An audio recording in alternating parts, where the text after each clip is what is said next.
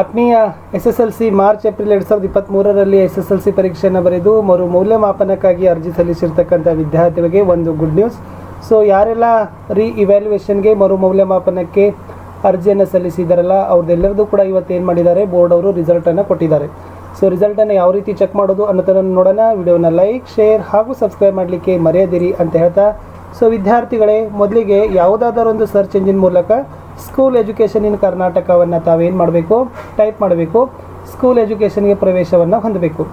ಇಲ್ಲಿ ಸ್ಕೂಲ್ ಎಜುಕೇಷನ್ಗೆ ಪ್ರವೇಶವನ್ನು ಹೊಂದಿದ ನಂತರ ರೈಟ್ ಸೈಡ್ಗೆ ಬರ್ತದೆ KSEE ಬೋರ್ಡ್ ಅಂತ ಇದೆ. ಸೊ ಅದನ್ನು ಒತ್ಕೊಂಡು ಸೊ ಡೈಲಾಗ್ ಬಾಕ್ಸಲ್ಲಿ ಓಕೆ ಕೇಳ್ತದೆ, ಅದನ್ನು ಕೊಡ್ರಿ. ಮುಂದೆ ಈ ಕರ್ನಾಟಕ ಶಾಲಾ ಪರೀಕ್ಷೆ ಮತ್ತು ಮೌಲ್ಯ ನಿರ್ಣಯ ಮಂಡಳಿಯ ಏನಾಗ್ತದೆ ವೆಬ್ಸೈಟ್ಗೆ ಇದು ತೊಗೊಂಡು ಹೋಗ್ತದೆ.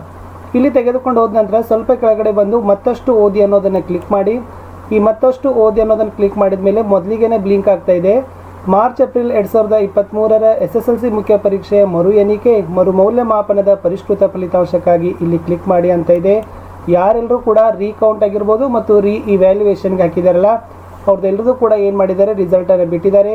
ನೀವು ನಿಮ್ಮ ಎಂಟರ್ ರಿಜಿಸ್ಟ್ರೇಷನ್ ನಂಬರ್ ಅಂತ ಕೇಳಿದ್ದಾರೆ, ನೋಂದಣಿ ಸಂಖ್ಯೆ, ಎಂಟರ್ ಡೇಟ್ ಆಫ್ ಬರ್ತ್ ಇದೆ, ಆ್ಯಸ್ ಇನ್ ಅಡ್ಮಿಷನ್ ಟಿಕೆಟ್, ಹಾಲ್ ಟಿಕೆಟ್ನಲ್ಲಿ ಇದ್ದ ಹಾಗೆ ಡೇ, ಮಂತ್, ಇಯರನ್ನು ತಾವೇನು ಮಾಡಬೇಕಾಗ್ತದೆ, ಒತ್ತಬೇಕಾಗ್ತದೆ. ಸೊ ಒತ್ತಿದ ನಂತರ ನಿಮಗೆ SSLCಯ ಎಣಿಕೆ ಆಗಿರ್ಬೋದು ಅಥವಾ ಮೌಲ್ಯಮಾಪನದ ಪರೀಕ್ಷೆ ಫಲಿತಾಂಶವನ್ನು ನಿಮಗೆ ಸಿಗ್ತದೆ. ಇಷ್ಟಿತ್ತು. ಸೊ ನಿಮ್ಮ ಇವ್ಯಾಲ್ಯೂಯೇಷನ್ ರೀಕೌಂಟ್ ರಿಸಲ್ಟ್ ಬಂತು. ಹ್ಯಾಪಿಯಾಗಿರಿ. ಯಾರ್ದೆಲ್ಲ ಭಾಳ ಜನ ವಿದ್ಯಾರ್ಥಿ ರಿಸಲ್ಟ್ ಚೇಂಜ್ ಆಗಿದೆ ಅಂತ ಕೇಳಲಿಕ್ಕೆ ಸಿಕ್ಕಿತು.